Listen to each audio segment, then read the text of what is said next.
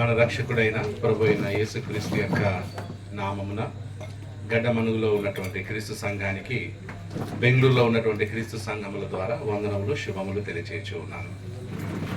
మొదటిసారి ఉన్నటువంటి స్థానిక సంఘాన్ని దర్శించడానికి దేవుడు నాకు చూపించిన మార్గంను బట్టి మొదట దేవునికి కృతజ్ఞతాస్తుతులు తెలియచేస్తూ, అలాగే వేదికను అలంకరించిన పెద్దలకు దైవ సేవకులందరికీ వందనములు తెలియచేయచ్చు ఉన్నాను.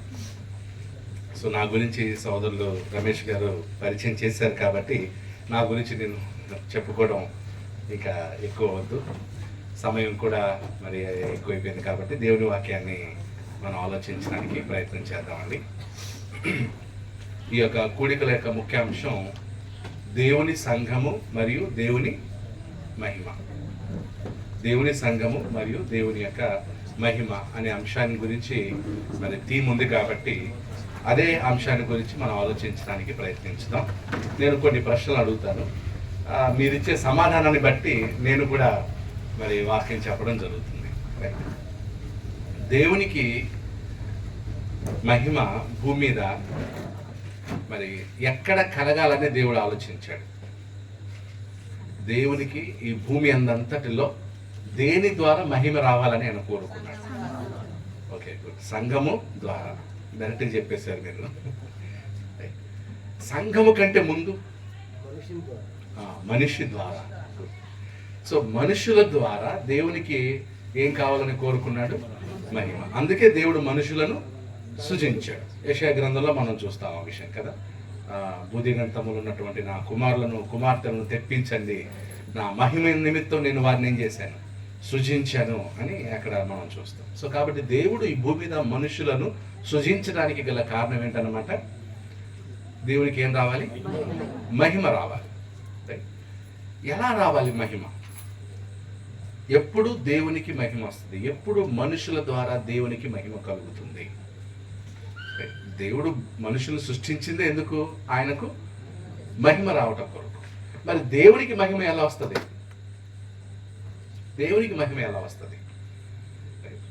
కొన్ని వచనాలు ఆలోచిస్తాం. ఎఫెసీయులకు రాసిన పత్రికలో మనం అక్కడ స్పష్టంగా ఉంది. 3వ అధ్యాయం 20వ వచనంలో ఏముంది? ఎఫెసీయులకు రాసిన పత్రిక, మనలో కార్యసాధకమైన తన శక్తి చొప్పున మనము అడుగు వాటన్నిటికంటేను ఊహించు వాటన్నిటికంటేను అత్యధికముగా చేయ శక్తి గల దేవునికి క్రీస్తు యేసు మూలముగా సంఘములో తరతరములు సదాకాలము మహిమ కలుగునుగా. దేవునికి ఎక్కడ మహిమ కలగాలట? సంఘములో. ఎంతకాలం?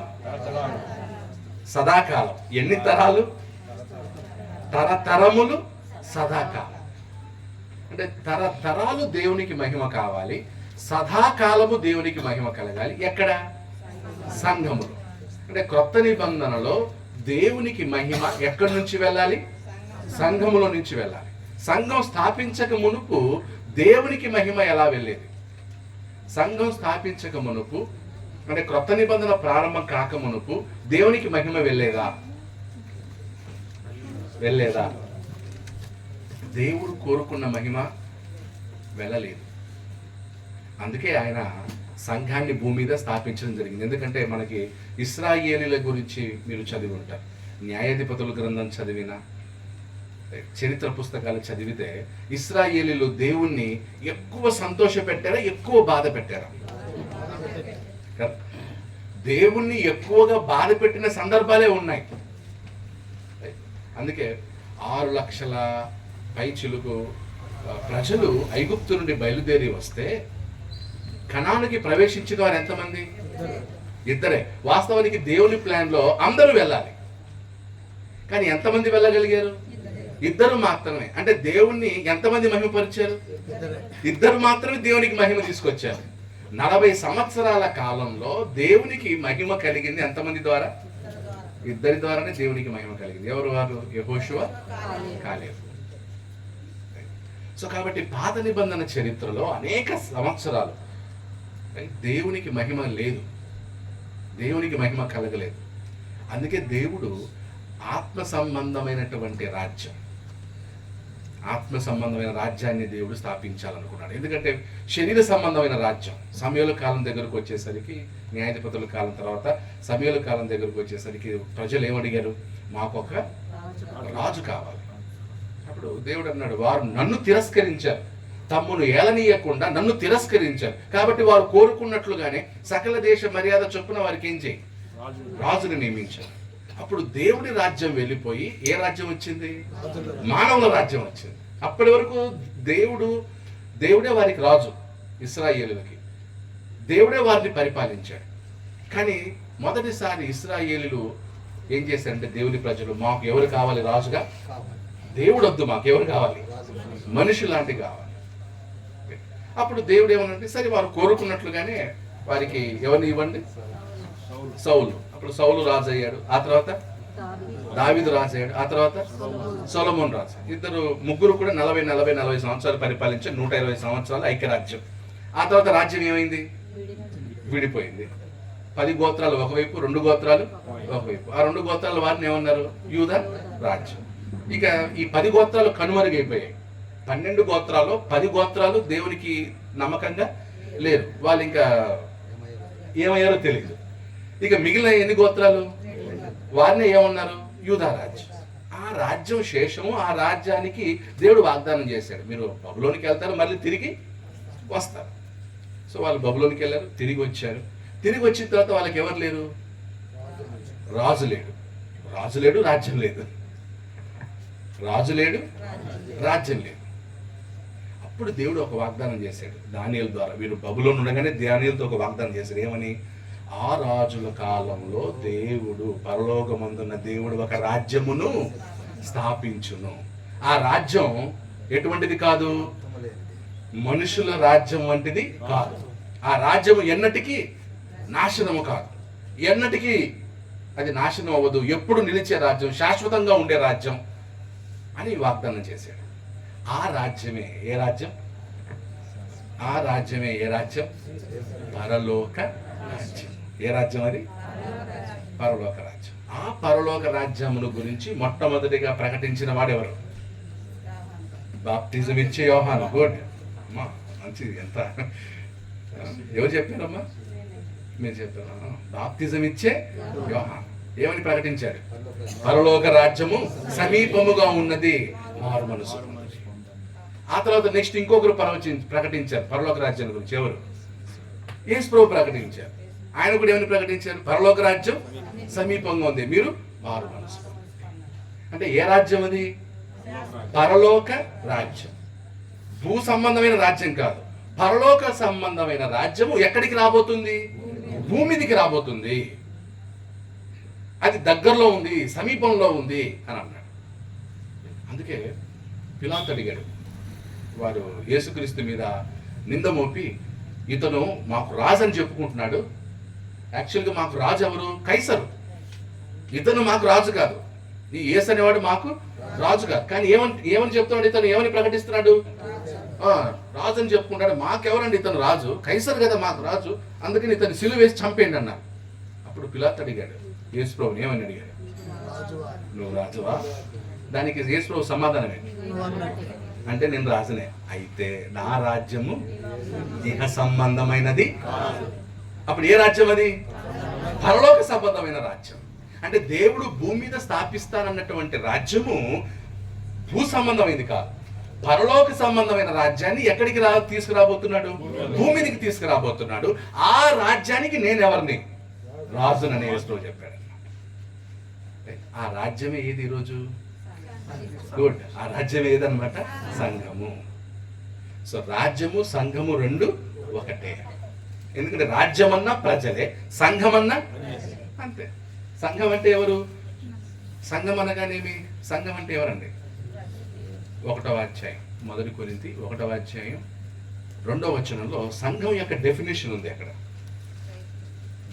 కొరింథీలోనున్న దేవుని సంఘము అనగా క్రీస్తు యేసునందు పరిశుద్ధపరచబడి పరిశుద్ధులుగా ఉండుటకు పిలువబడిన వారే సంఘము. సో సంఘం అంటే ఏంటన్నమాట? క్రీస్తు యేసునందు పరిశుద్ధపరచబడి పరిశుద్ధులుగా ఉండుటకు పిలువబడిన వారే సంఘము. సంఘం అంటే పిలువబడిన వారు. సింపుల్గా చెప్పాలంటే సంఘం అంటే ఏంటి? పిలువబడిన వారు. ఇంగ్లీష్లో సంఘాన్ని ఏమంటారు? చర్చ్ అంటారు. గ్రీకులో ఎక్లేషియా అంటారు. ఎక్లేషియా అంటే కాల్డ్ అవుట్ పీపుల్. చర్చ్ అన్నారు. తెలుగులో సంఘం అన్నారు. సంఘం అంటే ఇది కాదు, ఇక్కడ సంఘము కూడుకునే భవనం. సంఘము కూడుకునే భవనం. ఈ భవనంలో సంఘము కూడుకుంటుంది. కాబట్టి సంఘము ఈ బిల్డింగ్ లోపల అందరూ కలిసి ఆరాధన చేసే వారిని ఏమంటారనమాట? సంఘం. ఓకే, సో మనకు అలవాటు అయిపోయింది. ఏమంటే చర్చ్ అనగానే మనం ఏం చూపిస్తాం? చర్చ్ అంటాం. సో చర్చ్ ఇది కాదు. చర్చ్ ఎవరన్నమాట? ఇక్కడ కూర్చున్న మనం అందరం, క్రీస్తునందు జన్మించిన ప్రతి ఒక్కరు, పాప విమోచన పొందిన ప్రతి ఒక్కడు, బాప్తిజం పొందిన ప్రతి ఒక్కడు సంఘమే.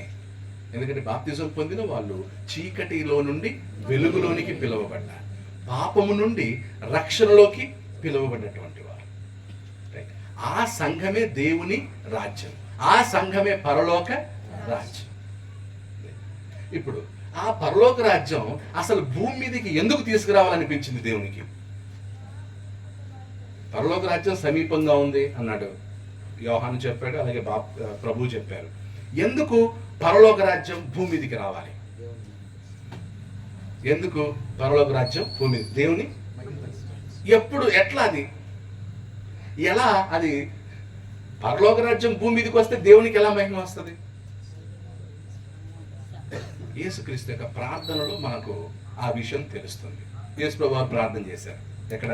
మత్తయి సువార్త 6వ అధ్యాయం ఎన్నో వచ్చింది? 9. అందరూ ఈ కొంతమంది ఈ ప్రార్థనకి పరలోక ప్రార్థన అని పేరు పెట్టేశారు కదా. కాబట్టి మీరు ఈలాగున ప్రార్థన చేయుడి. పరలోకమందున్న మా తండ్రి, నీ నామము పరిశుద్ధపరచబడును. అండర్లైన్ చేయండి అక్కడ. పరలోకమందున్న మా తండ్రి, నీ నామము ఏమవ్వాలంట? ఎక్కడ? భూమి మీద. దేవుని నామం పరలోకంలో పరిశుద్ధంగానే ఉంది. ఇప్పుడు దేవుని నామం ఎక్కడ పరిశుద్ధపరచబడాలట? భూమి మీద. నీ నామము పరిశుద్ధపరచబడును గాక, నీ రాజ్యము వచ్చును గాక. అంటే నీ నామము పరిశుద్ధపరచబడాలంటే నీ రాజ్యం ఎక్కడికి రావాలి? భూమి మీదకి రావాలి. అందుకే నీ రాజ్యము వచ్చును గాక. యేసుక్రీస్తు ఈ ప్రార్థన చేసే సమయానికి రాజ్యం భూమి మీద ఉందా లేదా? లేదు. కాబట్టి ఏమన్నాడు? వచ్చును గాక అన్నాడు. దేవుని రాజ్యం భూమి మీదకి వస్తే దేవుని నామం ఏమవుతుంది? పరిశుద్ధపరచబడుతుంది. నెక్స్ట్ ఇంకొక పాయింట్, నీ చిత్తము పరలోకమందు నెరవేరుచున్నట్లు భూమి మీద నెరవేరుడు గాక. సో దేవుని చిత్తం పరలోకంలో నెరవేరుతా ఉంది. ఎంత పర్సెంట్? 100% దేవుని చిత్తం పరలోకంలో నెరవేరుతా ఉంది. ఇప్పుడు దేవుని చిత్తం ఎక్కడ కూడా నెరవేరాలి? సో దేవుని చిత్తం భూమి మీద నెరవేరాలంటే ఎవరి రాజ్యం రావాలి? దేవుని రాజ్యం రావాలి. అర్థమవుతుంది? దేవుని రాజ్యం లేకపోతే దేవుని చిత్తం నెరవేరే అవకాశం. అందుకే దేవుని రాజ్యాన్ని మొదట భూమి మీద స్థాపించితే ఆ స్థాపించబడినటువంటి రాజ్యంలో ఎవరి చిత్తం నెరవేరాలి? దేవుని చిత్తం నెరవేరాలి. అంతే కదా. ఇప్పుడు ఏ ప్రభుత్వం అయితే అధికారులు ఉందో ఆ ప్రభుత్వం యొక్క చిత్తం నెరవేరుతుంది. అంతే కదా. వాళ్ళు ఏమనుకున్నారు, వాళ్ళు ఏం చేస్తారు? ప్రభుత్వం ఉంది వాళ్ళది కాబట్టి ప్రభుత్వం. అలాగే భూమి మీద దేవుని చిత్తం నెరవేరాలంటే దేవుని ప్రభుత్వం రావాలి, దేవుని రాజ్యం రావాలి. కాబట్టి దేవుని చిత్తం నెరవేరాలంటే దేవుని రాజ్యం మొదట రావాలి. ఆ దేవుని రాజ్యంలో దేవుని చిత్తం నెరవేరినప్పుడు దేవుని నామానికి మహిమ కలుగుతుంది. అర్థమవుతుందండి? అందుకు భూమి మీద దేవుడు తన రాజ్యాన్ని ఏం చేయాలనుకున్నాడు? స్థాపించాలనుకున్నాడు. ఆ రాజ్యంలో దేవునికి ఏం కావాలి? మహిమ కలగాలి. ఇప్పుడు ఇంకో ప్రశ్న, దేవుని రాజ్యంలో దేవునికి మహిమ రావాలంటే ఏం జరగాలి? అక్కడ ఇందాక చెప్పారు, దేవుని రాజ్యంలో దేవునికి మహిమ కావాలి. రాజ్యం అంటే సంఘం. సంఘంలో దేవునికి మహిమ కలగాలన్నావు. సంఘంలో దేవునికి మహిమ కలగాలంటే ఏం చేయాలి?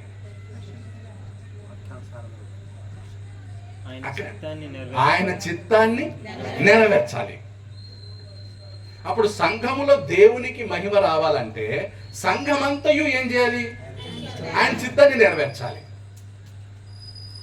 అప్పుడు ఆయన చిత్తం తెలిస్తేనే కదా నెరవేర్చేకి. కాబట్టి మొదట సంఘం యొక్క పని ఏంటంటే దేవుని చిత్తం ఏంటో తెలుసుకోవాలి. ఎన్ని తరాలు? తరములు దేవుని చిత్తం ఏమవ్వాలన్నమాట తెలియాలి. బ్రదర్ మీ పేరండి? సాల్మన్ రాజు గారు. సాల్మన్ రాజు గారికి దేవుని చిత్తం తెలిసింది. నెక్స్ట్ ఆయన ఏం చేయాలి? తన పిల్లలకి చెప్పాలి. మొదట ఎవరు? కుటుంబం. అలా ఆయన పిల్లలు ఏం చేయాలి? వారి పిల్లలకి చెప్పాలి. వారి పిల్లలు ఏం చేయాలి? వారి పిల్లలకి చెప్పాలి. ఇలా తరతరములు దేవుని చిత్తాన్ని బోధించాలి, దేవుని చిత్తాన్ని తెలియచేయాలి. ఆ దేవుని చిత్త ప్రకారం నడవాలి, జీవించాలి, బ్రతకాలి. అప్పుడు దేవునికి మహిమ. దేవుని చిత్తం నెరవేరకుండా దేవునికి ఏం రాదు. అప్పుడు మనం అందరం సంఘంలో ఎందుకున్నాం? దేవుని చిత్తాన్ని, తద్వారా దేవునికి ఏంటి? మహిమ. సంఘంలో మనం ఉండి మన చిత్తానుసారంగా మనం బ్రతికితే దేవునికి మహిమ వస్తుందా? కాబట్టి సంఘంలో మనం చేర్చబడిందే, సంఘంలో మనల్ని ప్రభు చేర్చింది, సంఘాన్ని రక్తము చేత కొన్నది, సంఘాన్ని స్థాపించింది. ఎందుకొరకు? ఆయన చిత్తం నెరవేరుట ద్వారా దేవునికి ఏం రావాలన్నమాట? మహిమ రావాలి. యేసుక్రీస్తు వారు మత్తయి సువార్త 17వ అధ్యాయంలో, మత్తయి కాదు, యోహాను సువార్త 17వ అధ్యాయంలో ఏమన్నారో చూద్దాం. యోహాను సువార్త 17వ అధ్యాయం ఆయన చేసినటువంటి ప్రార్థనలో మనం గమనిస్తాం. 1 నుండి చదువుదాం. యేసు ఈ మాటలు చెప్పి ఆకాశం వైపు కన్నులెత్తి ఇట్లనెను, తండ్రి, నా గడియ వచ్చి ఉన్నది. నీ కుమారుడు నిన్ను మహిమపరచునట్లు, నీ కుమారుడు నిన్ను మహిమపరచునట్లు, నీ కుమారుని మహిమపరచుము. ఇక్కడ యేసుక్రీస్తు చెప్పిన మాట గమనించండి. నీ కుమారుడు నిన్నేం చేస్తున్నాడు? నువ్వేం చెయ్యి అంటే తండ్రి కుమారుల సంబంధం ఎలా ఉంది? తండ్రి కుమారుని మహిమపరుస్తాడు, కుమారుడు తండ్రిని. ఇప్పుడు కుమారుడు ఏమంటాడినా, నేను నిన్ను ఎలాగైతే మహిమపరిచానో నీవును నన్ను మహిమపరచుము. యేసుక్రీస్తుని మహిమపరచాలా, పరచకూడదా? ఎవరు మహిమపరిచారు యేసుక్రీస్తుని? తండ్రి మహిమపరిచాడు. ఈరోజు మనం కూడా యేసుక్రీస్తుని ఏం చేయాలి?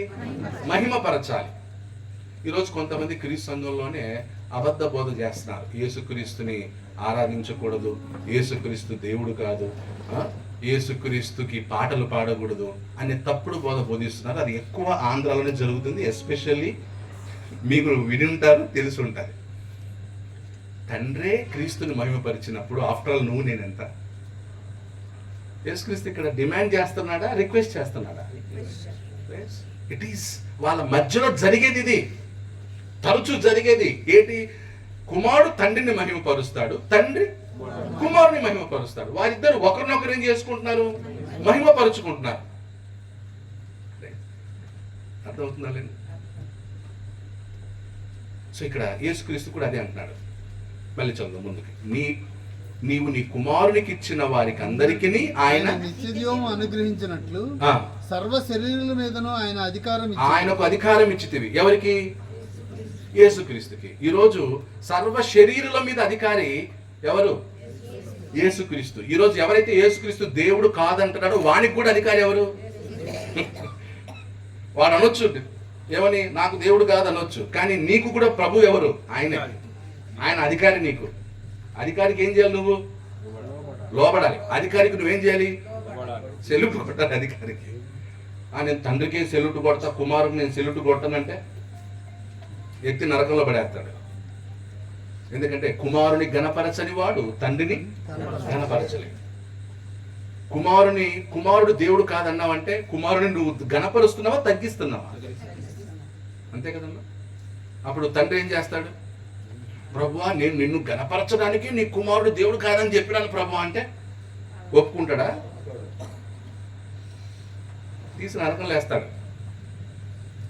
గుర్తుపెట్టుకుని అలాంటి బోధ మీ చెవులకు వచ్చినా, మీరు యూట్యూబ్లో విన్న జాగ్రత్త, బీ కేర్ఫుల్. ఒకవేళ తెలుసుకోవాలనుకుంటే తెలుసుకోండి, నేర్చుకోండి. బిషప్ గారు ఉన్నారు, నేనున్నాం, మేమున్నాం, తెలియచేయడానికి సిద్ధంగా ఉన్నాం. చాలా ప్రమాదకరంగా ఉందండి ఆంధ్రాలో. మాకు పెద్ద సమస్య అండి బెంగళూరులో ఈ టాపిక్ మీద. మేమన్నీ క్లియర్ చేసుకుంటున్నాం, క్రిస్టాలజీ గురించి చెప్పుకుంటూ, ఎక్కువ క్రీస్తుని గురించి అనేకమైన సత్యాలు చెప్తూ ఈరోజు క్రీస్తు సంఘాన్ని వెలిగిస్తున్నాం సత్యవాక్యం చేత. ముందుకు చదువుదాం. అద్వితీయ సత్యదేవుడునైనా అద్వితీయ సత్యదేవుడువైన నిన్నును నీవు పంపిన యేసుక్రీస్తును ఎరుగుటయే నిత్య జీవము. నిత్య జీవం ఎక్కడుంది? తండ్రిని కుమారుని ఎరుగుటయే నిత్య జీవము. ఎరుగుట అంటే తెలుసుకొనుట. తెలుసుకొని ఏం చేయాలి? వెంబడించాలి. ఎరుగుట అంటే ఏంటన్నమాట? వెంబడించుట. తండ్రిని వెంబడించటం, కుమారుని వెంబడించటమే ఏంటన్నమాట? నిత్య జీవం. నేను తండ్రిని మాత్రమే వెంబడిస్తాను, కుమారుని వెంబడించనంటే ఏం లేదు. సో అద్వితీయ సత్యదేవుడు అయిన నిన్నును నీవు పంపిన యేసుక్రీస్తుని ఎరుగుటయే నిత్య జీవము. సో మనకు నిత్య జీవం కావాలంటే ఇద్దరు, దైవత్వంలో ఉన్న ఇద్దరు, ఇంకా ముగ్గురు. ఎవరు? పరిశుద్ధాత్మ కూడా. సో వీరి ముగ్గురు కూడా మనకు నిత్య జీవాన్ని కలుగజేయడానికి దైవత్వం ఈ ముగ్గురు ఏం చేస్తున్నారు? పని చేస్తున్నారు, కార్యాలు చేస్తున్నారు. మన కొరకు వాళ్ళు కార్యములను విభాగించుకొని ఒక్కొక్కరు ఒక్కొక్క పని చేస్తున్నారు. మనకు మహిమ అంటే భూమి మీద మనం సంఘంలో ఉండడం వల్ల మనకి వారి ద్వారా కూడా మహిమ కలుగుతూ ఉంది. నెక్స్ట్ 4వ వచనం. చేయుటకు నీవు నాకిచ్చిన పని నేను సంపూర్ణముగా నెరవేర్చి భూమి మీద నిన్ను మహిమపరిచితిని. ఓకే, యేసుక్రీస్తు ఇక్కడ తండ్రిని ఎలా మహిమపరుస్తున్నాడో చెప్తున్నాడు. యేసుక్రీస్తు తండ్రిని ఎలా మహిమపరిచాడట? నాకిచ్చిన పని చేయుటకు నీవు నాకిచ్చిన పని నేను సంపూర్ణముగా నెరవేర్చి భూమి మీద నిన్ను మహిమపరిచి. ఇప్పుడు చెప్పండి, దేవునికి మహిమ ఎప్పుడు? అక్కడ పాయింట్ చెప్పండి, ఇంకా షార్ట్ గా చెప్పండి. ఇచ్చిన పనిని చేయడం, ఇచ్చిన పనిని సంపూర్ణంగా చేయడం. మళ్ళీ ఆఫ్ కాదు, సగం చేసి సగం వదిలేయడం కాదు. రైట్? మీరు ఆదివారం ఆరాధన సంపూర్ణంగా చేస్తారా, సగం సగం చేస్తారా? అంటే అప్పుడు ఎన్ని గంటలకు వస్తారు? అంటే టైంకి వచ్చేస్తారా? ఎన్ని గంటలకు వర్షిప్ టైమింగ్ అండి? 8 o'clock అండి. 8 o'clock నేను షార్ప్గా ఉంటానని ఎవరు చేతులు ఎత్తండి. ఎవరు లేదు. ఓకే, ప్రారంభ ప్రార్థనకి ఉండేవాళ్ళు చేతులు ఎత్తండి. ప్రారంభ ప్రార్థనకు ఉండేవాళ్ళు. ప్రతి ఆదివారం నేను ప్రారంభ ప్రార్థనకు ఉంటాను. Okay, good. పాటలు అయిన తర్వాత నేను వస్తానని ఎవరు చేతులు ఎత్తండి. అంటే మీరు ఆరాధనే సంపూర్ణంగా చేయట్లే, ఇంకా పని ఏం చేస్తారు? ఆరాధన చాలా సింపుల్ అండి. సండే వర్షిప్ అనేది చాలా సింపుల్. మీరు అనుకున్నారు ఆదివారం ఆరాధన అదేదో పెద్ద ఘనకార్యం అనుకోవద్దండి. చాలా సింపుల్, చాలా చిన్నది. మీరు ఆ చిన్నది ఆదివారం అటెండ్ అయిపోయి నాకు నిత్య జీవం వచ్చేస్తా అనుకుంటే పొరపాటు. ఆదివారం ఆరాధన మనల్ని పరలోకానికి తీసుకెళ్ళదు. అదొక్కటే మనల్ని పరలోకానికి తీసుకెళ్ళదు. అది ఒక భాగం అంతే. అర్థమవుతుంది? సో కాబట్టి మొదట మనం పర్ఫెక్ట్ అనేటువంటి విషయంలో ఎక్కడి నుండి స్టార్ట్ అవ్వాలంటే సండే స్టార్ట్ అవ్వాలి. ఈ ఆదివారం నుంచి 8 గంటలకు వచ్చేవాళ్ళు చేతులు ఎత్తండి. ఇప్పుడు కూడా మీరు డిసైడ్ అయిపోయారు మేము పోము అన్నట్టుగా. ఆదివారం మీ సంఘం యొక్క ఆరాధన సమయం ఏంటో మీకు తెలుసు. ఆ సమయానికి వెళ్ళటం, సంపూర్ణంగా ఉండటం అనేది దేవునికి ఇష్టమైంది. అందుకే మీరు సగం అటు సగం ఇటు ఉండొద్దండి. సగం లోకం, సగం క్రిస్టియానిటీ, సగం ఉద్యోగం, సగం ఇది, సగం ఏమో బంధువులు, సగం ఏమో క్రీస్తు. ఉంటే చల్లగానైనా ఉండు, అటు ఇటు సగం సగం ఉండకూడదు. అదే చెప్తున్నాడు. దేవునికి మహిమ ఏంటంటే నువ్వు సంపూర్ణముగా యేసుక్రీస్తుదేనండి, దేవుడే అయినటువంటి ప్రభువుని నీ పూర్ణ హృదయముతో, పూర్ణ మనసుతో, పూర్ణ ఆత్మతో ఏం చేయమన్నాడు? ప్రేమించమన్నాడు. మన ప్రేమ సంపూర్ణమైంది కాదు దేవుని పట్ల. దేవుని మనం ఎంత ప్రేమిస్తున్నాం? 20%, 30%, 50%? మనం దేవుని 100% ప్రేమిస్తున్నామంటే దానికి రుజువు ఏంటంటే ఆరాధనలో మనం సమయానికి రావడం. ఆరాధనకి సమయానికి వచ్చావంటే మనకు దేవుని మీద ఎంత ప్రేమ ఉన్నట్టు? 100% ప్రేమ ఉన్నట్టు. లేటుగా వస్తున్నావంటే నీకు దేవుని మీద ప్రేమ లేదు. లేదండి ఆ రోజు నీళ్ళు వచ్చినాయి అందుకే పట్టుకుంటాం అంటే నీకు దేవుడి కంటే నీళ్ళు ముఖ్యమా? ఒకరోజు ఏముంది, బయట ఆ రోజు ఆరాధనకు వద్దాం, నీళ్ళు లేవా, బయట కొనుక్కుందాం, ఏముంది, 100 రూపాయలు పెట్టి కొనుక్కుందాం, 1 క్యాన్లు 2 క్యాన్లు తెచ్చుకుందాం. నీళ్ళు వచ్చాయి, బట్టలు ఉతకాలి నెక్స్ట్. అంటే బట్టలు ఉతకడం వేరే రోజు దొరకలేదా? వేరే సమయం దొరకలేదా? సో సగం సగం వద్దు. దేవునికి మహిమ కావాలి అంటే, దేవుణ్ణి మహిమపరచాలంటే మొదట మనం నేర్చుకోవాల్సింది ఏంటంటే ఏ పని చేసినా దాన్ని ఏం చేయాలి? సంపూర్ణంగా చేయాలి. భోజనం సగం చేస్తామా సంపూర్ణంగా చేస్తామా? ఏం మాట్లాడలేదు. ఇప్పుడు ఎవరు గిన్నె పెట్టారు భోజనం, సగం తిని సగం వదిలేస్తావా లేదా మొత్తం తింటావా? తిని మళ్ళీ ఏం చేస్తాం? ఇంకొచ్చేవి అంటాం. పెట్టింది కాకుండా మళ్ళీ అంటే మనకేం కావాలి? పొట్ట ఏమో సంపూర్ణంగా నిండాలి. అంటే అది ఎంత స్వార్థం చూడండి. దేవుని పని దగ్గరికి వచ్చామో సగము, మన పొట్ట దగ్గరకు వచ్చేసరికి ఫుల్ ఉండాలి. అందుకే ఫుల్ మీల్స్. కడుపు నిండా తినాలి, కడుపు నిండా పెట్టాలి. అప్పుడు దేనికి? నీ కడుపే. నీ కడుపే అంటే మన కడుపుకి ఇచ్చేంత ప్రాముఖ్యత ఎవరికి ఇవ్వట్లేదు? మనం బట్టలు ఉత్తుకునేకి దానికి ఇచ్చేంత ప్రాధాన్యత ఎవరికి ఇవ్వట్లేదు? నీళ్ళకి ఇచ్చేంత ప్రాధాన్యత ఎవరికి ఇవ్వట్లేదు? నీళ్ళు లేకపోయినా బతుకుతాం మనం. 2 రోజులు నీళ్ళు లేకుండా బతికేస్తాం. దేవుడు లేకపోతే నిత్య జీవం లేదు నీకు. సో దేవునికి మహిమ ఎలా కలుగుతుందంటే నీకు అప్పగించిన పని, నీకు ఇవ్వబడినటువంటి పనిని సంపూర్ణముగా చేసినప్పుడే దేవునికి ఏంటనమాట. అది ఎవరు మనకు మాదిరి ఆ విషయంలో? యేసుక్రీస్తు చెప్తున్నాడు. ఏమని? తండ్రి, నీవు నాకిచ్చిన పని నేను సంపూర్ణముగా నెరవేర్చి భూమి మీద నిన్ను మహిమ పరిచితిని. ఓకే, భూమి మీద నిన్ను మహిమ పరిచితిని. దానికి రుజువు కూడా చెప్తున్నాడు. నీ చిత్తం నెరవేర్చాను నేను భూమి మీద, అలా నిన్ను మహిమపరిచాను.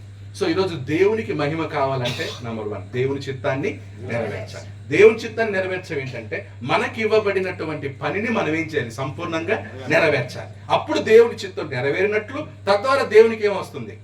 మహిమ వస్తుంది. నెక్స్ట్ వచనంలో ఏమన్నాడు?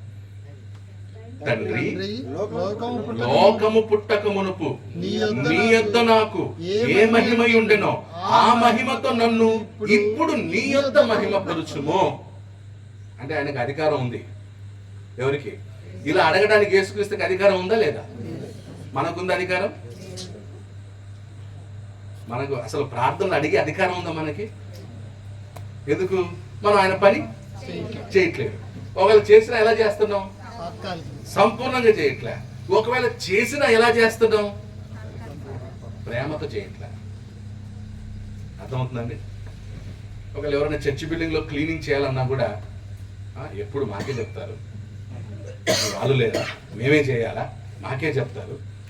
అంటే ఏంటి? గొనుక్కుంటూ సనుక్కుంటూ పనులు చేసే వాళ్ళం ఉన్నావా లేదా? దేవుని పనిని సనుగుకుంటూ గొనుగుకుంటూ చేస్తే అది ఇష్టంతో చేసినట్ట, కష్టంతో చేసినట్ట? అంటే మనం దేవుని పని చేసినా దాన్ని ప్రేమతో చేయట్లేదు, ఇష్టంతో చేయట్లేదు. ఎలా చేస్తున్నావు? గొనుక్కుంటూ చేస్తున్నావు, సనుక్కుంటూ చేస్తున్నావు. ఇంకొకసారి పేరు కోసం చేస్తాం మనం. ఏమని? గొప్పగా చెప్పాలి. నేను పని చేశాను, నా పేరు చెప్పాలి ఇప్పుడు స్టేజ్ మీద, లేకపోతే నీకుంది కదా. కొంతమంది పని చాలా కష్టపడి పని చేస్తాం, స్టేజ్ మీద మన పేరు చెప్పలేదు అనుకోండి, నెక్స్ట్ టైం మనం అక్కడ కనపడం. అంటే ఏంటి దాని అర్థం? నా పేరు చెప్పలే, నన్ను పొగడలేదు, నన్ను సన్మానం చేయలేదు, కాబట్టి నేను చేయను బా అంటే అప్పుడు నువ్వు ఎవరి కోసం చేసావు? నీ నీ నీ స్వలాభం కోసం. స్వార్థం కోసం చేసావు, నీ పొగడ్తల కోసం చేసావు, నీ సొంత మహిమ కోసం చేసావు తప్ప దేవుని కోసం. కాబట్టి అది వేస్టే. ఫలం రాదు. సో కాబట్టి పనిని చేయాలి. దాన్ని ఎలా చేయాలన్నమాట? దేవుని మీద ప్రేమతో చేయాలి, ఇష్టంతో చేయాలి, ప్రతిఫలం ఆశించకుండా చేయాలి. ప్రతిఫలం ఆశించకుండా చేయటమే దేవునికి మహిమ. మనం చేస్తాం, ఏం ఎదురు చూస్తాం? చేస్తాం, థ్యాంక్స్ ఎక్స్పెక్ట్ చేస్తాం. చూద్దాం, థ్యాంక్స్ చెప్తారా చెప్పడా? 2 రోజుల నుంచి చూస్తున్నాను, ఏం చెప్పట్లేదు. పోయిన వారం చూసాను చెప్తాడా అని. చెప్పకపోతే వాడికి సహాయం. మనం ఎవరికి ఎక్కువ సహాయం చేస్తాం? మనకు ఎవరైతే పొగుడుతారో వాళ్ళకి సహాయం చేస్తాం, థ్యాంక్స్ చెప్తారో వాళ్ళకి సహాయం చేస్తాం. రైట్? మన అప్పు కూడా ఎవరికి ఇస్తాం? ఇంకొక మాట చెప్పండి. తిరిగి ఇచ్చేవాడికి ఇస్తాం. ఆడు తిరిగి ఇవ్వగలడా లేదో చెక్ చేస్తాం ఫస్ట్. తిరిగి ఇచ్చే సోమర్థం ఉంటే ఒకసారి ఇచ్చాం, 1000 రూపాయలు ఇచ్చాం, వాడు తిరిగి ఇవ్వలేకపోయాడు. ఏంటి, నెక్స్ట్ టైం ఇస్తావా? ఎందుకు? అది దేవుని చిత్తమా? ఆ విషయంలో యేసు ఏం చెప్పాడు? తిరిగి ఇవ్వలేని వాడికి ఇమ్మన్నాడు. మనం ఏం చేస్తాం? ఎంత ఆపోజిట్గా వెళ్తున్నాం మనం. యేసుక్రీస్తు యొక్క బోధకి, దేవుని యొక్క చిత్తానికి మనం సమానంగా వెళ్ళడం లే, ఎంటైర్లీ ఆపోజిట్గా వెళ్తున్నాం. కుడి చేతితో ఇచ్చేది కానీ మనం బ్యానర్ వేసి చెప్తాం. బ్యానర్ ప్రింటింగ్ వేసి దర్బార్లు చేయాలంటే ఫోజులు ఇచ్చి ఫోటో మళ్ళీ కట్టి పెడతారని చెప్పు. చీరలు పంచడం, బట్టలు పంచడం, ఏం పంచినా ఏముంటుంది? యేసు ఉన్నాడు, నువ్వు కుడి చేతి ఇచ్చేది. మనం ఏం చేస్తున్నావు? యూట్యూబ్లో వేస్తాం, బ్యానర్ వేసి చేస్తాం. కొన్నిసార్లు ఏదో పసుపు అవి వేసి భోజనాలు పెట్టేవాడు బిల్డప్ ఇస్తాడు, పెద్ద బిర్యానీ పలావ్ పెట్టేంత బిల్డప్ ఇస్తాడు ఫోటోలు ఫేస్బుక్లో. అంటే మనం ఎంటైర్లీ యేసుక్రీస్తు యొక్క మైండ్కి, యేసుక్రీస్తు యొక్క బోధకి సమానంగా వెళ్ళడంలే. ఎలా వెళ్తున్నాం? వ్యతిరేకంగా వెళ్తున్నాం. ఎలా దేవుని చిత్తం నెరవేర్చబడుతుంది? ఎలా దేవునికి మహిమ కలుగుతుంది మనం ఆపోజిట్కి వెళ్తే? కాబట్టి దేవునికి మహిమ కలిగేటట్లుగా మనం పనిచేయాలి. సో దేవునికి మహిమ రావాలంటే తప్పకుండా సంఘంలోనే మహిమ కలగాలి. ఆ సంఘములో ఉన్న వాళ్ళందరూ దేవుని పనిని చేయాలి, దేవుని పని చేయాలి, దేవుని చిత్తాన్ని నెరవేర్చాలి. అప్పుడు సంఘం అందరూ కలిసి దేవుని చిత్తం ఏంటో రాసుకోవాలి, ఆ చిత్తానుసారంగా ఆ పనులను జరిగించాలి. యేసుక్రీస్తు వారు ఇంకొక మాట చెప్పారు. మత్తయి సువార్త 7వ అధ్యాయం 21 ఏమన్నాడు? ప్రభువా ప్రభువా అని నన్ను పిలుచు ప్రతివాడు పరలోక రాజ్యంలో ప్రవేశించడు గాని నా తండ్రి చిత్త ప్రకారము చేయువాడే పరలోక రాజ్యంలో ప్రవేశిస్తాడు. ఇక్కడ క్రీస్తు సంఘంలో ఉన్న వాళ్ళే పరలోక రాజ్యంలో ప్రవేశిస్తాను అంటున్నాడా? తండ్రి చిత్త ప్రకారం చేసే వాళ్ళే పరలోక రాజ్యంలోకి వెళ్తారంట. అంటే క్రీస్తు సంఘంలో ఉండటం మంచిదే, అది ఫస్ట్ స్టెప్పే. క్రీస్తు సంఘంలోకి వచ్చాక ఏం చేయడానికి క్రీస్తు సంఘంలోకి వచ్చావు? తండ్రి చిత్తం నెరవేర్చడానికి వచ్చావు. క్రీస్తు సంఘంలోకి వచ్చి తండ్రి చిత్తమే నువ్వు పక్కన పెట్టేస్తే అసలు క్రీస్తు సంఘం ఉండేది ఎందుకు? తండ్రి చిత్తం నెరవేర్చబడుట కొరకు. క్రీస్తు సంఘమే తండ్రి చిత్తం నెరవేర్చకపోతే దేవునికి ఇంకా ఎక్కడ, ఏ స్థలంలో నెరవేరాలి దేవుని చిత్తం? ఇంకా మత శాఖలేమో వారు రాంగ్ బోధలు ఉన్నా కూడా ఎక్కడో వాళ్ళు దేవుని ప్లీజ్ చేయడానికి ప్రయత్నిస్తున్నారు. కాబట్టి క్రీస్తు సంఘం యొక్క మెయిన్ ఉద్దేశం, మెయిన్ పాయింట్, మెయిన్ గోల్ ఏమై ఉండాలి? దేవుని చిత్తాన్ని నెరవేర్చడం. ఆ దేవుని చిత్తం ఎక్కడ నెరవేరాలి? సంఘంలో. సంఘంలో నెరవేరాలంటే అప్పుడు చాలామంది సంఘంలో నెరవేరాలంటే కానీ అది బ్రదర్ వికాస్ పని బ్రదర్లే, అది రమేష్ బ్రదర్ పనిలే, అది బిషప్ గారిదిలే, మాకెందుకు వచ్చింది, మేమే ఆదివారం పోతాం. కొంతమంది సంఘం ద్వారా దేవునికి మహిమ, సంఘం పని చేయాలంటే కదా అది ఎవరిదో అనుకుంటారు. మీరున్నారు అందులో. క్రీస్తు దేహములో ఉన్న ప్రతి ఒక్క అవయవం ఎలాగైతే పనిచేస్తుందో ఒకసారి చూద్దాం. ఎఫెసీ పత్రిక, ఎఫెసీలకు రాసిన పత్రిక 4వ అధ్యాయం. ఎఫెసీ పత్రిక 4వ అధ్యాయం 15 నుంచి చదువుతామండి. ప్రేమ కలిగి ఆ, సత్యము చెప్పుతూ ఆ, క్రీస్తు వలె ఉండుటకు మనం అన్ని విషయంలో అన్ని విషయాలలో ఎదుగుదాము. దానికంటే ముందు ఏమన్నాడు? ప్రేమ కలిగి సత్యము చెప్పుచు క్రీస్తు వలె ఉండుటకు అన్ని విషయాలలో ఎదుగుదాం. అంటే మన ఎదుగుదల ఎందుకొరకు? మనం అన్నిట్లో ఎదుగుదాం, అన్ని విషయాల్లో ఎదుగుదాం. బాగా చదువుదాం, బాగా ఉద్యోగాలు చేసుకుందాం, కానీ క్రీస్తు వలె ఉందాం. అర్థమవుతుందండి? బాగా ఉద్యోగం చేయండి, ఎలా ఉండు? క్రీస్తు వలె ఉండు. బాగా డబ్బు సంపాదించు, కానీ ఎలా ఉండు? క్రీస్తు వలె ఉండు. బాగా చదువు, విద్యని సంపాదించు, కానీ ఎలా ఉండు? క్రీస్తులో ఉండు. ధనవంతుడువా? నో ప్రాబ్లం, కానీ ఎలా ఉండు? కటిక దరిద్రంలో ఉన్నావా? ఎలా ఉండు? క్రీస్తు వలె ఉండు. ఏ స్థితిలో ఉన్నా కూడా, ఎంత ఎదిగినా కూడా, అన్ని విషయాలలో ఎదిగినప్పటికీ నువ్వు ఎలా ఉండాలి? క్రీస్తు వలె ఉండాలంటే ఎలా? అప్పుడు 2 చెప్పాడు, ప్రేమ సత్యం. క్రీస్తు వలె ఉండాలంటే ఒకటి ప్రేమ కలిగి ఉండాలి, రెండోది సత్యము చెప్పాలి. ప్రేమ కలిగి ఉన్నవాడు సత్యము చెప్పేవాడే ఎవరిలాగా ఉంటాడు? చాలా సింపుల్ అండి. రెండు చేస్తే చాలు.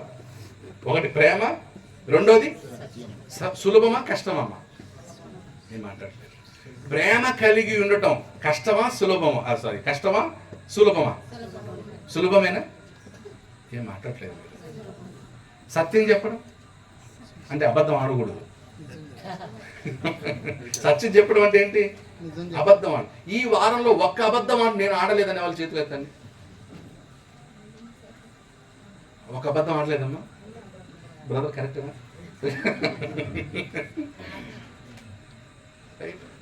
అంటే అబద్ధం ఆడకుండా ఉండటమే ఏంటి? సత్యం చెప్పడం కదా. మన దేశంలో ఒక ఇది ఉంది, సామెత ఏంటంటే 1000 అబద్ధాలు ఆడైనా క్రీస్తు సంఘంలో ఉన్నాము. 10 అబద్ధాలు ఆడి ఒక పెళ్లి చేద్దామా? లేదా ఏ అబద్ధం ఆడకుండా పెళ్లి చేయాలా? అది లోకంలో ఉన్న సామెత. మనం ఏం చేయాలి? ఒక్క అబద్ధం ఆడకుండా ఏం చేయాలన్నమాట? పెళ్లి చేయాలి. అర్థమవుతుందండి? ఇది మా బయోడేటా. ఇది నచ్చిన వాళ్ళు చేసుకోండి అంతే. సత్యము, ప్రేమ కలిగి సత్యము చెప్పుచు క్రీస్తు వలె ఉండటకు మనం అన్ని విషయములలో. అందుకే ప్రేమ గురించి కూడా మాట్లాడాడు. ప్రేమలో మళ్ళీ 2 రకాలు ఉన్నాయి. ఒకటి దొంగ ప్రేమ, ఇంకోటి నిజమైన ప్రేమ, ఇంకోటి కపట ప్రేమ, నిష్కపటమైన ప్రేమ. నిష్కపటమైన ప్రేమ కలిగి ఉండటం దేవునికి మహిమ. ఆ ప్రేమ తిమోతిలో కనపడింది. ఆ ప్రేమ ఎవరిలో కనపడింది? అంతకంటే ముందు ఎవరిలో ఉంది ఆ నిష్కపటమైన ప్రేమ? తిమోతి యొక్క తల్లిలో ఉంది. తిమోతి తల్లిలో నిష్కపటమైన ప్రేమ రావడానికి కారణం ఎవరు? తిమోతి వాళ్ళ అమ్మ. అంటే నిష్కపటమైన ప్రేమ ఎన్ని తరాలు ఉంది? 3 తరాలు. తిమోతిలో ఉన్నటువంటి ఆ నిష్కపటమైన విశ్వాసము, నిష్కపటమైన ప్రేమ ఎవరిలో ఉండింది? వాళ్ళ అమ్మలో ఉంది. వాళ్ళ అమ్మకి ఎలా వచ్చింది? వాళ్ళ అమ్మ ద్వారా వచ్చింది. అంటే 3 తరాలు దేవునికి మహిమ ఉందా లేదా? తిమోతి ద్వారా దేవునికి మహిమ కలిగింది, తిమోతి వాళ్ళ అమ్మగారి ద్వారా మహిమ కలిగింది, అమ్మమ్మ గారి ద్వారా కూడా మహిమ కలిగింది. అంటే ఎన్ని జనరేషన్స్? తరములు. సాధ్యమా అసాధ్యమా? అసాధ్యమేం లేదండి. అలా మనం సంఘములో ఏం కనిపించాలి? ప్రేమ సత్యం. సాధ్యమా అసాధ్యం అండి? మళ్ళీ ప్రేమ కూడా మళ్ళీ ఏ ప్రేమ కాదు, నిష్కపటం కాదు. అంటే బయట ఒకటి కదా. కొన్నిసార్లు మనం రండన్నా తినండి, భోంచేయండి అని చెప్పి అన్ని పెట్టిన తర్వాత ఆయన వెళ్ళిపోయాక ఎంత తిన్నాడు చూడు, తినమ్మ వేసుకోమంటే అంత వేసుకోవాలా? వెనక ముందు చూడక్కర్లేదా? మనమే చెప్పావు ఏమని? మాకు ఆయన వెళ్ళిపోయింది. అదేంటి? కపటం. ఉన్నప్పుడు ఒకలాగా మాట్లాడాం, లేచి వెళ్ళిపోయాక ఇంకోలా మాట్లాడాం. స్వభావం అది ఏదో వచ్చింది. కానీ దాన్ని మనం ఏం చేయాలన్నమాట? ఒక్కొక్కటి కట్ చేసుకుంటూ మార్చుకుంటూ తొలగించుకుంటూ ఆ ప్రేమలో మనం ఏమవ్వాలన్నమాట? సంపూర్ణం అవ్వాలి. ఓకే, ఇంకొక పాయింట్ చెప్పి ముగించేస్తాను. ముందుకు చదువు. ఆయన శిరస్సు అయి ఉన్నాడు. ఆయన శిరస్సు అయి ఉన్నాడు. ఎవరు? ఆయన క్రీస్తు. ఆయన నుండి సర్వ శరీరం అంటే సంఘమంతయు, శరీరం సంఘానికి పోల్చబడింది. సర్వ శరీరము చక్కగా అమర్చబడి తనలోనున్న ప్రతి అవయవము తన తన పరిమాణము చొప్పున పని చేయుచుండగా ప్రతి కీలు వలన కలిగిన బలము చేత అతుకబడి ప్రేమయందు తనకు క్షేమాభివృద్ధి కలుగునట్లు శరీరమునకు అభివృద్ధి కలుగు చేసుకొనుచున్నది. శరీరం అంటే సంఘము. సో సంఘము క్షేమాభివృద్ధి చెందితే ఎవరికి మహిమ? సంఘం క్షేమాభివృద్ధి చెందాలంటే సంఘంలో ఉన్న ప్రతి ఒక్క సభ్యుడు ఏం చేయాలంట? పని చేయాలి. సంఘంలో ఉన్న ప్రతి సభ్యుడు ఏం చేయాలంట? మన శరీరంలో ఉన్న అవయవాలన్నిటికీ ఎలాగైతే పని ఉందో అలాగే సంఘంలో ఉన్నటువంటి సభ్యులందరూ ఏం చేయాలంట? పని చేసినప్పుడు సంఘం ఏమవుతుంది? క్షేమాభివృద్ధి చెందుతుంది. అప్పుడు దేవునికి ఆ పని ఎలా చేయమని అడిగిన ప్రేమ చేత. ఆ పని ఎలా ఉండాలంట? సంఘంలో ప్రేమ లేకపోతే ఆ సంఘం పరలోకానికి వెళ్ళడం అసాధ్యం. కాబట్టి క్రీస్తులోకి వచ్చాం మనం, మంచిదే. సత్యంలో ఉన్నాం, మంచిదే. ఇప్పుడు నెక్స్ట్ ఏంటన్నమాట? నిష్కపటమైన ప్రేమ కలిగి ఉండాలి. ఆ ప్రేమతో సంఘంలో మనం పని చేసినట్లయితే సంఘము క్షేమాభివృద్ధి చెందుతుంది. తద్వారా దేవునికి మహిమ. అదే దేవుని యొక్క చిత్తం. ఆ దేవుని ప్రేమ మనలో కనిపించాలి. ఆ ప్రేమ క్రీస్తు ద్వారా మనకు తెలియచేయబడింది. ఆ ప్రేమను ఇప్పుడు మనం ఏం చేయాలన్నమాట? ప్రాక్టీస్ చేయాలి. అప్పుడు మన మధ్యలో సనుగుళ్ళు, గొనుగుళ్ళు, హెచ్చించుకోవడాలు, వారికంటే నేను గొప్ప, వీళ్ళకంటే నేను గొప్ప అనే భావము ఉండకూడదు. అందుకే నడేశ్వరు తన్ను తాను తగ్గించుకునేవాడు హెచ్చింపబడును, తన్ను తాను హెచ్చించుకునేవాడు. సో మనం హెచ్చించుకోవడానికి సంఘంలో ఉన్నావా? తగ్గించుకోవడానికి సంఘంలో ఉన్నావా? అంటే ప్రతి ఒక్కరు ఏం చేయాల్సిందే? తగ్గించుకో. అప్పుడు దేవునికి మహిమ. అందుకే మనము తగ్గవలెను. యోహాన్ అంటాడు, నేను తగ్గవలసి ఉన్నది, ఆయన బాప్తిజం ఇచ్చే యోహాన్ అంటాడు, నేను తగ్గవలసి ఉన్నది, ఆయన హెచ్చవలసి ఉన్నది. కాబట్టి నేను కాదు హెచ్చింపు నాకు కాదు రావాల్సింది, క్రీస్తుకి హెచ్చింపు రావాలి. అలాగే మనం ఎంత పని చేసినా మనకు రాకూడదు క్రెడిట్. ఎవరికి వెళ్ళాలి? క్రీస్తుకి వెళ్ళాలి. అలా మీ సంఘం పని చేయాలి. శరీరంలో అవయవాలన్నీ ఎలాగైతే బలము కలిగి అన్నాడు, కీలు వలన, ప్రతి కీలు వలన అతుకుబడి అన్నాడు. కీలు అంటే తెలుసు కదా? ఎవరైనా చెప్పగలరా ఎన్ని జాయింట్స్ ఉన్నాయో హ్యూమన్ బాడీలో? Anyone knows how many joints in human body? ఎన్ని కీళ్ళు ఉన్నాయి మన శరీరంలో? మీకు రేపు మీటింగ్ బిషప్ గారు చెప్పండి ఎన్ని కీళ్ళు ఉన్నాయని. బ్రదర్ అడుగుతారు. ఓకే. సో మన శరీరానికి బలం అంతా ఎక్కడుంది? కండలో ఉంది అనుకుంటున్నారా? బలం ఎక్కడుంది? కీళ్ళల్లో ఉందండి, జాయింట్స్ లో ఉంది బలం. అలాగే సంఘం కూడా ఎప్పుడు బలంగా ఉంటుందంటే ప్రతి సహోదరుడు ఏమైనప్పుడు, కలిసి ఉన్నప్పుడు. ప్రతి సహోదరుడికి మధ్య ఏముండాలి? లింక్ ఉండాలి, కలిసి ఉండాలి. ఇప్పుడు నేను ఈయనతో ఇలా ఉన్నాను, ఆయనతో కలిసి ఉన్నాడు, ఆయన ఇలా అందరూ కనెక్ట్ అయి ఉండాలి. అందరూ కనెక్ట్ అయి ఉంటేనే సంఘానికి బలం. అందరూ కలిసి ఉంటేనే సంఘానికి బలం. అందుకే ప్రతి కీలు వలన కలిగిన బలము చేత అన్నాడు. కాబట్టి మీ అందరూ కూడా సంఘంలో ఐక్యతగా ఉండాలి, ఐక్యతగా ఉండాలి. అందరూ కలిసిమెలిసి ఉండాలి, ఒక కుటుంబం లాగా ఉండాలి, ఒక తండ్రికి జన్మించినటువంటి బిడ్డల వలె ఉండాలి, సొంత అన్నదమ్ముల వలె ఉండాలి, సొంత అక్క చెల్లెల వలె ఉండాలి. అప్పుడు దేవునికి గట్టి చెప్పినప్పుడు దేవునికి. మీ సంఘం ద్వారా దేవుని మహిమపరుస్తారా? మాట్లాడలేదు. మీ సంఘం ద్వారా దేవుని మహిమపరుస్తారా అంటే పాటలు పాడమని కాదు. పాటలు పాడటం ఇవన్నీ ఏంటంటే స్తుతికి వస్తాయి. మహిమకి సంబంధించి మాత్రం చిత్తానుసారంగా ఆయన చిత్తం ఏంటో చూసాం ఇప్పటివరకు. అలా మీరందరూ దేవుని చిత్తాన్ని నెరవేర్చి సంఘంలో దేవుని మహిమపరచాలని. మరి సమయం ఎక్కువైపోయింది, అయినా కూడా మీరందరూ దీన్ని గమనించి ఉంటారని నమ్మొచ్చు. మీ సంఘం ద్వారా దేవునికి మహిమ కలగాలని ప్రార్థిస్తూ ఈ వాక్యంతో ముగిస్తున్నాను. అందరికీ వందనాలు.